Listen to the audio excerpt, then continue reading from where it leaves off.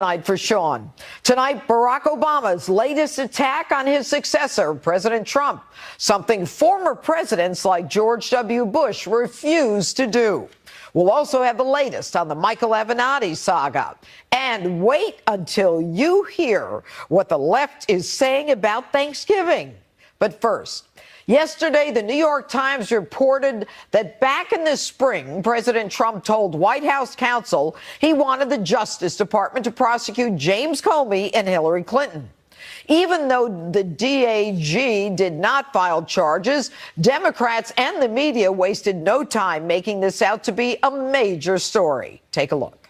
This is what happens in authoritarian countries. The president orders, the leader orders the investigation and prosecution of his political enemies. I think it's prima facie evidence of abuse of power. I think this is a scandal at 15 on a 1 to 10 level. This is absolutely off the charts. Donald Trump is basically running his office like he's the head of a banana republic. If I had to channel a little of Richard Nixon, I think he'd tell this president he's going too far. This is the sort of stuff of a banana republic. This is what an autocrat does. Today I read the articles of impeachment against Richard Nixon, and everybody should go read Article 2 of it and how similar it is to what we've seen Trump do here. So what did President Trump do here? Last time I checked, Comey and Clinton aren't being prosecuted. This news comes as President Trump submitted his written answers to Robert Mueller as the special counsel's investigation appears to be winding down. Joining us now with a reaction from the Hill, Joe Concha, Fox News contributor Sarah Carter, and civil rights and criminal defense attorney David Schoen. Good evening, all. David, I'm going to start with you. You're the attorney here. Now, as I understand it, you think that the written answers by the president was not a good idea. I happen to join you in that. But the president or his attorneys made the decision that he should do that. Now, the special counsel Mueller is not limited to Russia under the regs as it relates to the special counsel's investigation. So isn't everything at play here in terms of perjury and anything else he wants to look at? Absolutely. I mean, that's why I fundamentally disagreed with the idea of submitting even under Section 600 of the questions. Under Section 600.4 of the special counsel regulations, brand new crimes are created simply by the appointment of Robert Mueller as special counsel. He now has the authority unilaterally to determine on his own that the president has lied about something or interfered in the investigation or obstructed the investigation, and he can charge a crime simply by virtue of having been appointed special counsel and unilaterally on his own decision without any other witness having contradicted the president. Well, and one of the problems that we are seeing is that, everyone thinks that this is winding down. But is the president still in jeopardy here? Of course he is. He's in greater jeopardy now, in my view at least, since he submitted these answers to the questions. Remember, this isn't really an investigation going on. They're not looking for information from the president. They know all that they want to know. This is a group with an agenda. Robert Mueller made a choice when he chose his team. He had a whole universe of lawyers to choose from. He chose only lawyers with an agenda, and it's an anti-Trump agenda, people who virulently against Trump, hate Trump, and really resent the results of the election. That shouldn't be if the American people are to have confidence in the investigation. All right. And Joe Concha, we just heard some of the sound of what's going on the other channels. Jeffrey Toobin, who's a legal analyst, saying that the attempt to prosecute Clinton and Comey is worse than Watergate. But let's get to the facts here. Is this such a bombshell report, this New York Times? It never says that the president directed that they be prosecuted. It's not even clear what he said. In fact, McGahn's lawyer, White House counsel's lawyer, says that the president never ordered anyone to prosecute anyone. If you go back, Judge, and just watch President Clinton's, then candidate Clinton's, Clinton, what am I saying? Candidate Trump's rallies back in 2016, he said, and I'm quoting from one of them, "I will ask to appoint a special prosecutor. We have to investigate Hillary Clinton, and we have to investigate the investigation." All right, those are his own words. In other words, he's talking about Clinton. He's talking about Comey. This has come to the fact where PolitiFact has actually did a story saying campaign promises that are stalled and included this in it. So the New York Times has this bombshell that he ordered this when he's been talking about it going back to his candidacy. And the bottom line is it a crime to propose something and the proposal goes nowhere and then there's no tangible action carried out?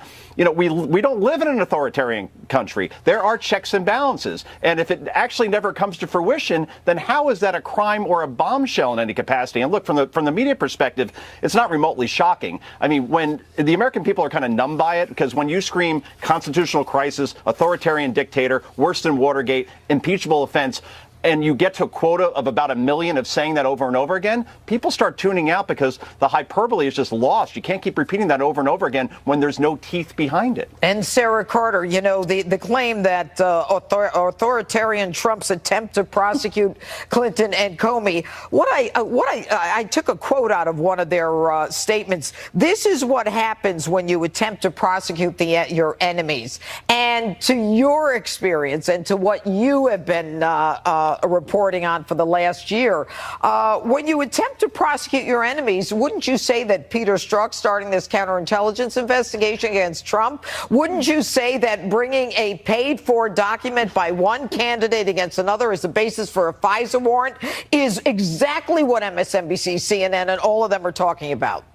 Yes, absolutely. I was going to say that, Judge Janine. I mean, the banana republic that they've been talking about is what happened when they started this investigation against then candidate Trump in 2016 and then exonerated Hillary Clinton, although there was a slew of information that they should have followed up on and at least taken to the Department of Justice so that it could be investigated to see whether or not it should be brought before a grand jury. I mean, there is no doubt that what is happening here is disinformation in the media. They take a story that's a non-story. What, the president doesn't have the right inside the White House to talk to his attorneys and say, look, I'm being investigated and there's never even been any evidence of a crime. We have a mountain of evidence, pointing in the direction of Hillary Clinton, and he can't even question that because now all of a sudden this is becoming some kind of, he's taking some kind of prosecutorial authority to go after his enemies. This is a joke. It really is a joke. Let's talk about that, David. What can the president do? And I want to ask a question before I even get to that legal question, and that is, we never hear about Eric Holder, Loretta Lynch. Nobody talks about their conversations with President Obama or any of that. It's only with this president that the leaks are out there. To me, it speaks to the issue of the establishment versus the outsider candidate. But, David, I'm going to go back to you with a question. What can the president do? I mean, doesn't he have the right to say, they keep talking about corruption, can we look at it? Not only a right, Judge Janine, he has a responsibility to. Remember, he's the chief executive of that branch. It is his Justice Department. And he had a responsibility at all times to refer both Comey and Hillary Clinton to the Justice Department for full investigation. Listen, the IG certainly agrees with him that they both need to be investigated. There was a Rasmussen poll earlier this year. 46% of the American public believe that Comey should be prosecuted. There is something there. There are real facts.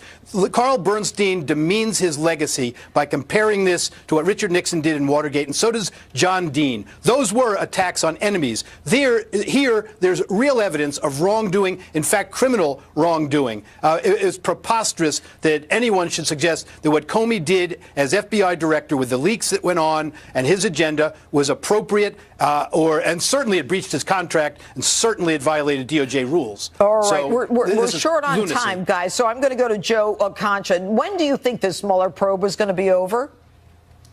Well, I think we saw the midterms come and go, and Mueller wasn't going to obviously release anything before then because he didn't want to seem political like Comey did before the 2016 election.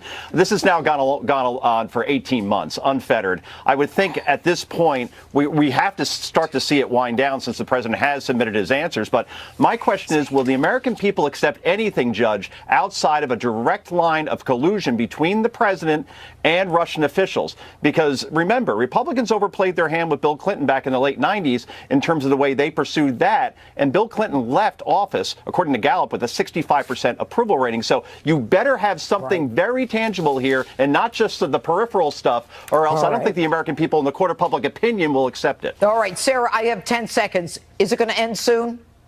I think it'll wrap up soon, and I think we need to wait till December 5th and see what DOJ Attorney John Huber has discovered as far as the hearing is concerned. Okay, thank you, Joe, Sarah, and David.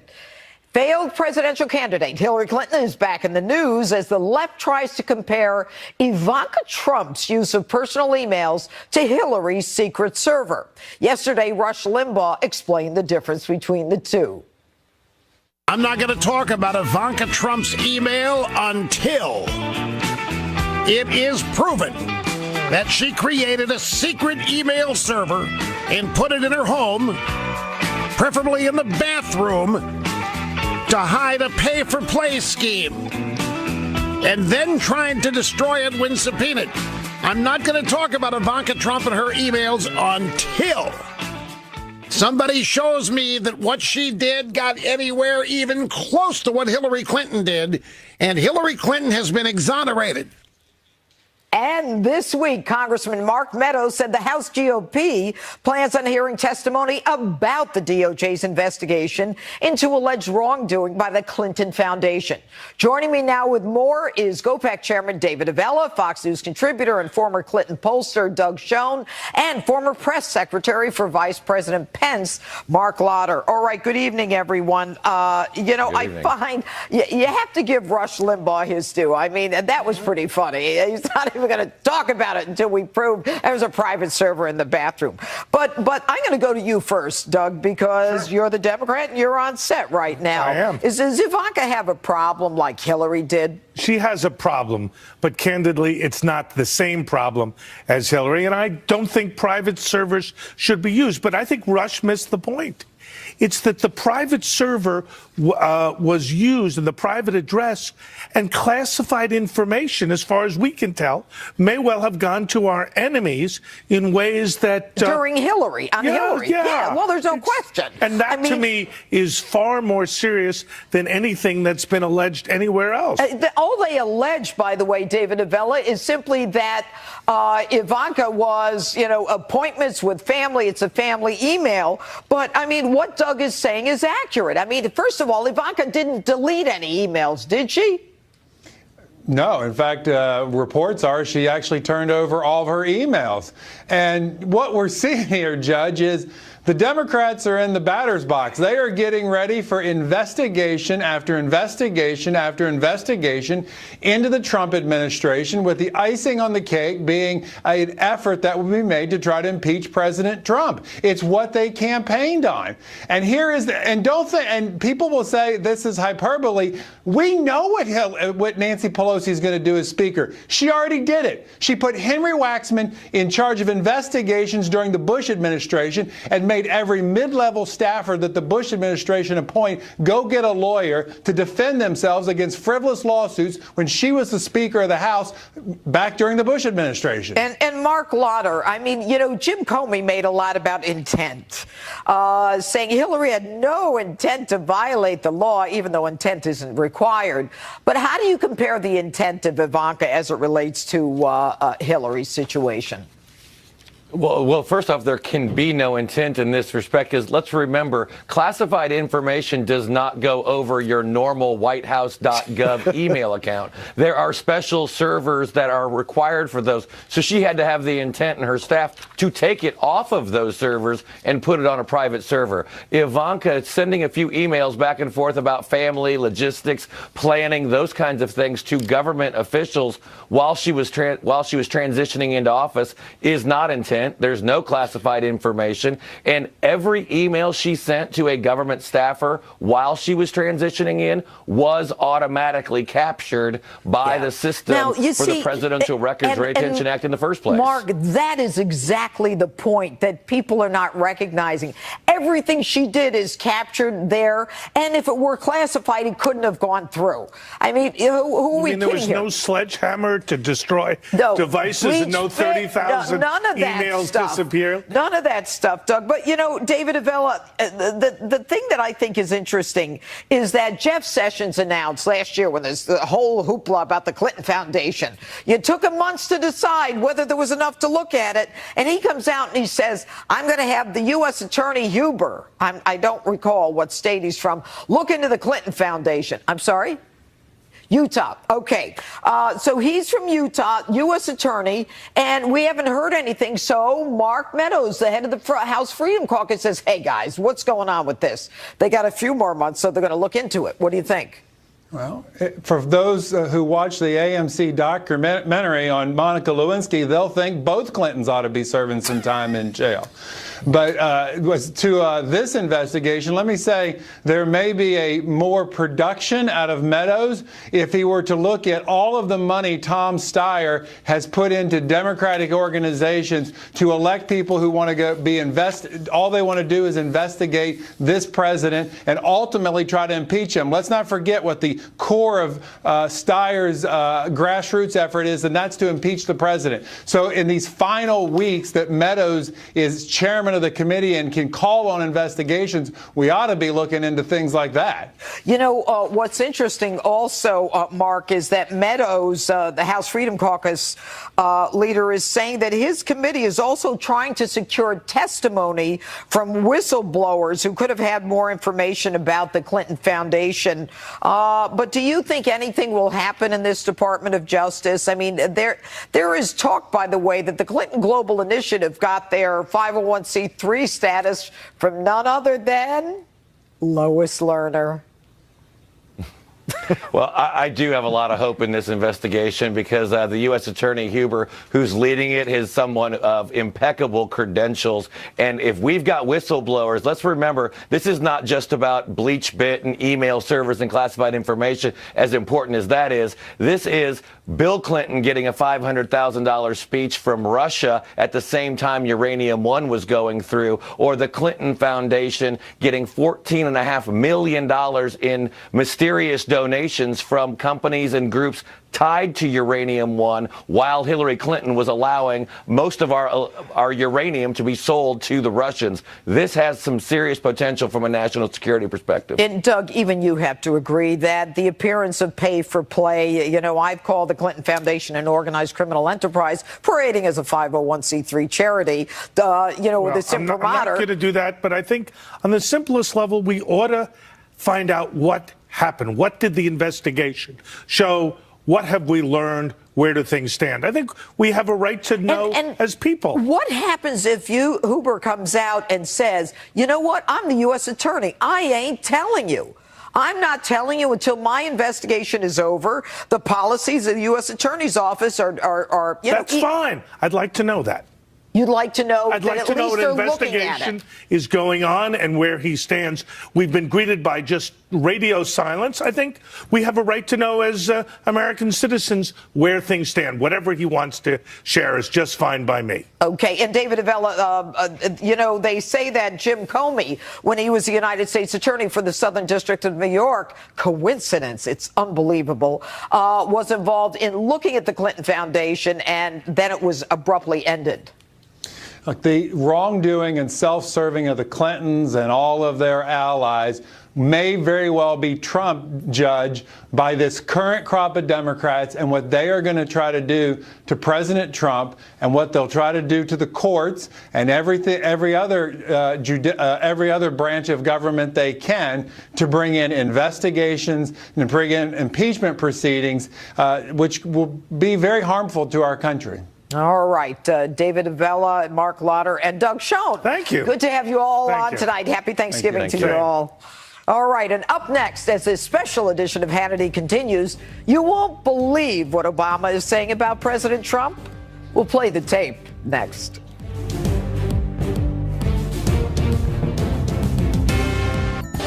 Welcome back to this special edition of Hannity, the Trump Agenda. Speaking at the Obama Foundation this week, former President Obama took a thinly veiled swipe at President Trump, saying, a America's progress is hindered by, quote, hate, anger, racism, and mommy issues. You can't make this stuff up. Take a look. The reason we don't do it is because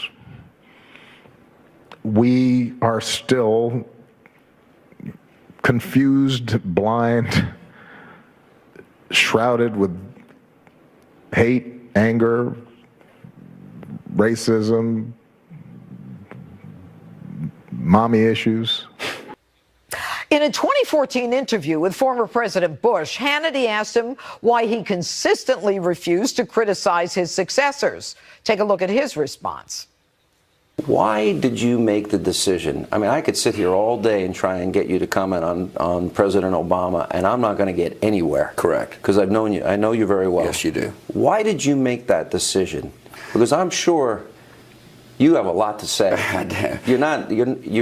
We talked politics before we came in here. You're very engaged and aware of what's going on. I'm very aware of what's going on. I don't think it's good for the country to have a former president undermine a current president. I think it's bad for the presidency, for that matter. And joining me now with reaction, Salem radio talk show host Larry Elder and former chair of the Council of Economic Advisors to President Obama, Austin Goolsbee. Good evening, gentlemen.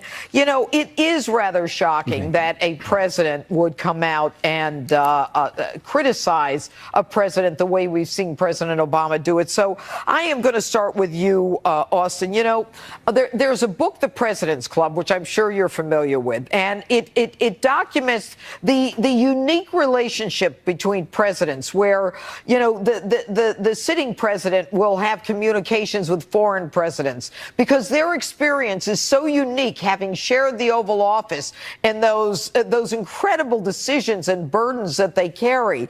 And so there is a relationship that they have. But President Obama, from the last week or two that he, of the race, he took every day to go out and campaign against Donald Trump. He did it in the midterms. It's unheard of. Is it good for the country, as George Bush just said? Well, I think he kind of makes two things. I think for sure, it's Thanksgiving's tomorrow. In the spirit of Thanksgiving, let's hope that everyone tones down the kind of personal rhetoric and to refer to mommy issues. I think stuff like that is beyond bounds. Now, well, and Austin, what would people say if I referred to President Obama as having mommy issues or daddy issues? Yeah, but now wait, Judge, the thing is, you know that this is in the context of the President of the United States now saying some outrageous things about both President Obama. What is he responding to?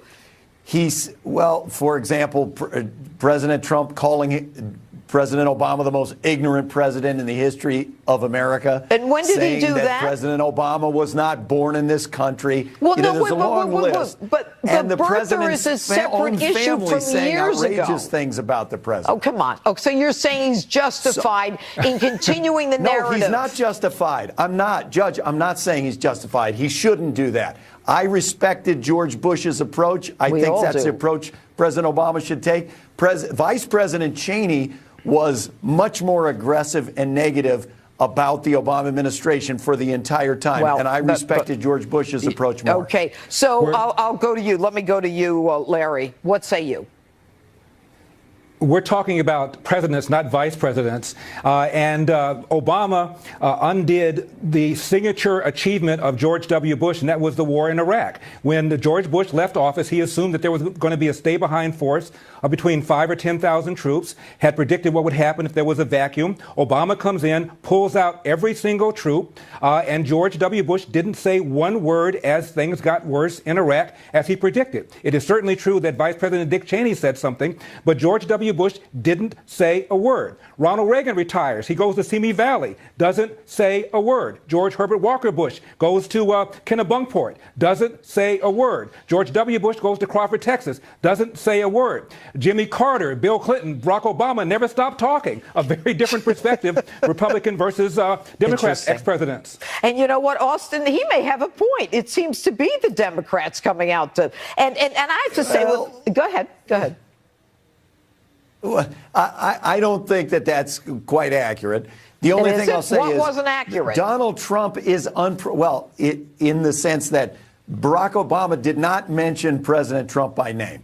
Now, President Trump, nobody in the country wants to take a lesson in appropriateness and lack of insult, the reasons not to insult people from President Trump. He campaigned, his entire campaign was built on personal insults of his opponents and speaking about the extreme stupidity of everyone in the government. But that's not the issue, Austin, with all due respect. That's not the issue we're talking about. We're talking about a president who comes out during midterms and during his at the end of his office to continually attack the president of the United States. And, and that is the issue. Is something different. Yeah, but now he's not campaigning. It's after the midterms, Austin. I'm going to give you the last word, Larry Elder.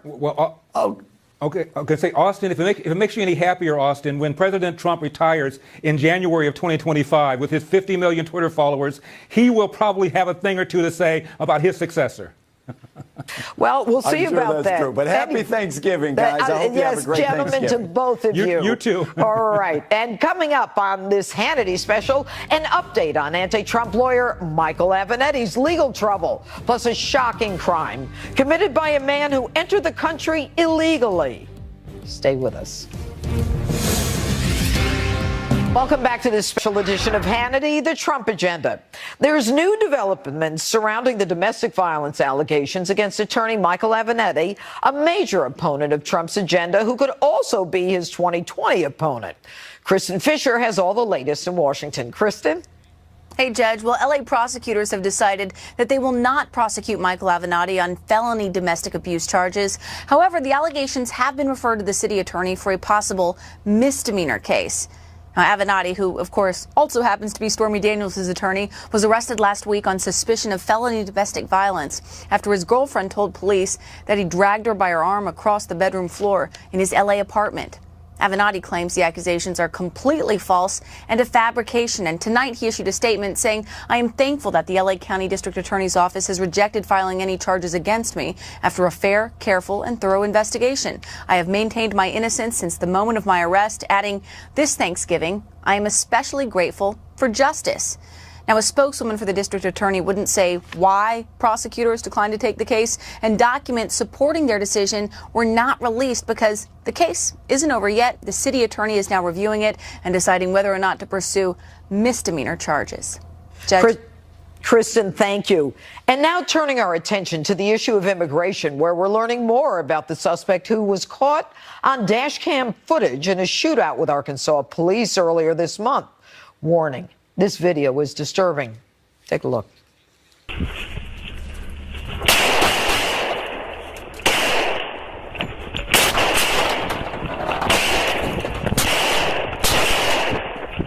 Shots fired, kid!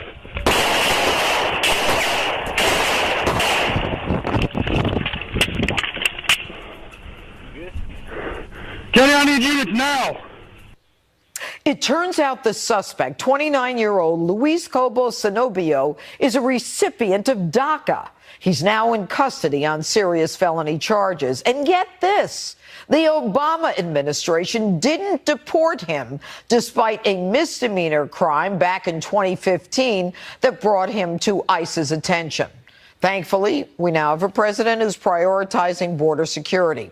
In fact, President Trump is even sparring with Supreme Court Chief Justice John Roberts on the issue of immigration and the courts, and calling out, quote, Obama judges in places like the liberal Ninth Circuit and the lower courts in California, where the president's new asylum rules in response to the caravan were just blocked by a district court judge. And adding that, quote, they have a much different point of view than the people who are charged with the safety of our country. And the president wasn't done, writing, quote, we need protection and security. These rulings are making our country unsafe, very dangerous and unwise. While the Chief Justice issued a statement staunchly defending the federal judiciary in response to Trump's attacks, ask yourself, Why is it that so many of these cases, like the travel ban and the new asylum rules, are filed in district courts reviewed by the Ninth Circuit Court of Appeals? Joining us now with reaction is CRTV host Michelle Malkin and Center for Immigration Studies Executive Director Mark Krikorian. Thank you both for being here. Mark, I'm going to go to you. Look, the president clearly is frustrated. The play to put a hold or get temporary restraining orders on the president's immigration rules are being brought in courts that are reviewed by the Ninth Circuit. Tell us why that is. Well, the Ninth Circuit is very liberal, and frankly, with regard to President Trump, they've actually gone overboard, and basically they're acting lawlessly and have been slapped down by the Supreme Court. I think the president needs to pursue a longer-term policy where they challenge not just the ruling itself in this case, but they need to challenge before the Supreme Court the very idea that these lower courts can issue nationwide injunctions rather than injunctions just targeted to the people in the case. Because essentially we have a district judge in San Francisco who has a veto over national policy. That's an absurdity that can't be allowed to continue. Well, but Justice Thomas said it has to be stopped. But it's nothing new, Michelle. I mean, they go to these, a district court judge, you've got a federal, a district court, then circuit, then Supreme Court. But a district court judge making a decision that impacts the entire nation. We saw it with the travel ban, and we continuously see it. Why do you think what is the thinking there? Well, it's judge shopping for sure, and jurisdiction shopping. And you're right, Judge Janine, it has gone on a long time. And no one is more adept at doing that kind of shopping than open borders immigration lawyers. And it's not just at the Circuit Court of Appeals level.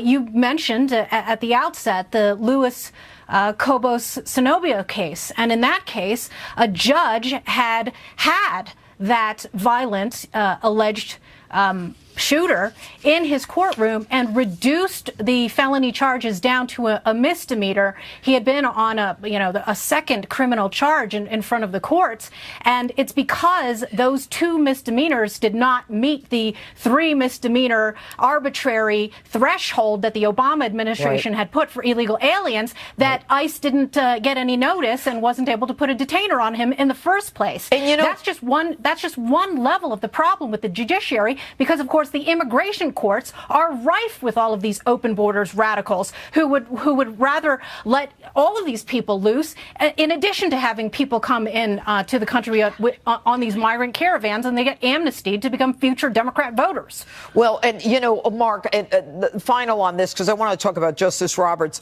but the idea that the Obama administration could create these thresholds, and we have it here in New York City, where we're not going to cooperate with ICE. We're sanctuary city, state. This is a threshold. He's DACA. He gets a few crimes with no problem. How are we going to change that? That's a good question. Congress is going to have to act, because what the administration has tried to do is to punish these sanctuary cities by saying, we're going to cut your money off. They have sued successfully so far, saying that the statute, the legislation, doesn't give the executive that authority. Congress needs to be very clear, and it is in Congress's court. Unfortunately, starting in January, nothing's going to get done. And I'm afraid, looking at the record of the past 2 years, even in this lame duck session, which is going to be in December, Congress, when the Republicans still have majorities in both houses, they're just not going to move against sanctuary cities or any of these other issues like loopholes at the border. All right. And Michelle, I'll go back to you on the issue that is the subject of the most recent injunction, and that is the president saying we're not even going to consider asylum unless you come in at an appropriate port of call. So now we have the Chief Justice of the United States Supreme Court actually coming out and basically pushing back on the president, saying there's no such thing as an Obama judge or a Clinton judge or a Bush judge. I mean, look, the judiciary never gets involved in politics. This is unheard of. And by the way, John Roberts wasn't in the person at issue here. He just decided he was going to stand up for his judges. What is the Supreme Court now becoming politicized too? I really don't appreciate that kind of compulsion to do this kind of virtue signaling and posturing. Justice Roberts has done this before. I think that President Trump has treated it exactly as it should be. He's, kind of brushing it off his shoulder. But the policy issue here is a serious one. And thank goodness we have a president who is trying to tackle it. Our asylum system is a joke. And, both Mark and I have covered this for a long time. The people, those radicals who are funded by left-wing groups in the immigration lawyers lobby know that it ain't over till the alien wins. And with asylum fraud, you've got all of this gaming and enabling going on, and it is not fair to people who are legitimate asylum claimants. Absolutely. And it certainly isn't fair to anybody else who's waiting in line to get into this country the right way. Quickly, Mark, I have 30 seconds left. Immigration is up sharply as the most important issue in the United States now. First of all, how is it that we have caravans when everybody knows we are sending the military to the border? And now, who is pushing them? Do you have any idea? These caravans happen because it pays. It's worth it. The odds are really good that if you stick with this caravan and make it to the border and attend the seminars telling you the magic words to say, you will be let into the country. You may not get asylum. You probably won't, but it doesn't matter. You get past the border and you're home free. That's the goal. All right. Thank you so much, Michelle and Mark. And next on this Hannity special, get this. Campus liberals calling Thanksgiving racist. Unbelievable. We'll be right back with this unbelievable story.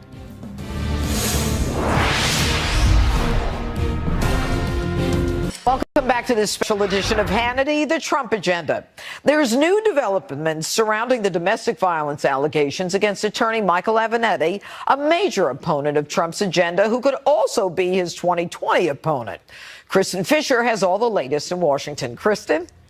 Hey, Judge. Well, L.A. prosecutors have decided that they will not prosecute Michael Avenatti on felony domestic abuse charges. However, the allegations have been referred to the city attorney for a possible misdemeanor case.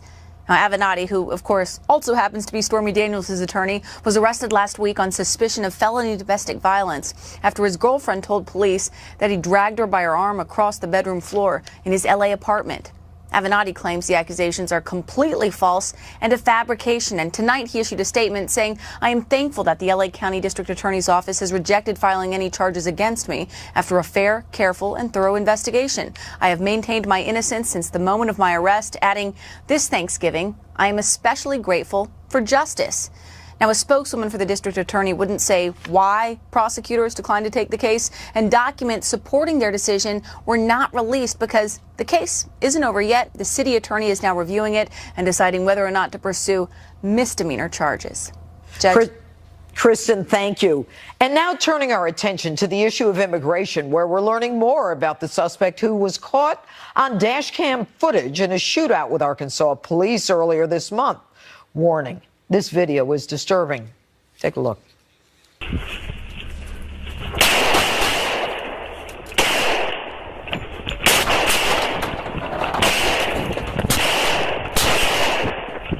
Shots fired, kid!